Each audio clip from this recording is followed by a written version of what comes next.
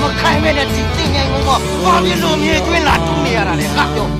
လိုအပ်ချက်တိုင်းမှာ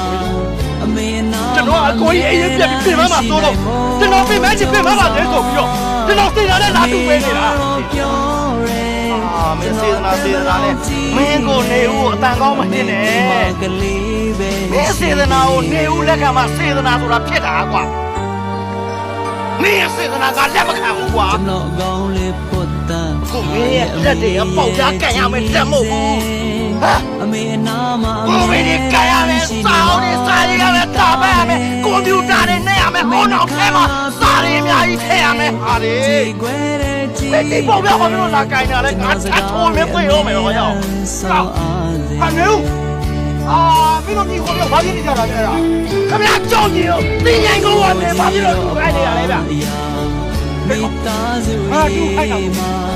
မင်းအေးပြမှာစိုးလို့စီရနာနဲ့ငါတူးပေးတာအဲ့တော့မင်းကဘာဖြစ်လဲဆိုတော့ဒီကောင်နေခိုင်းမလားလို့ပြောနေတာဘာကိုချိန်ခိုင်းနေစေတနာနဲ့တွားရိုက်ပေးလို့မရဘူးကွာ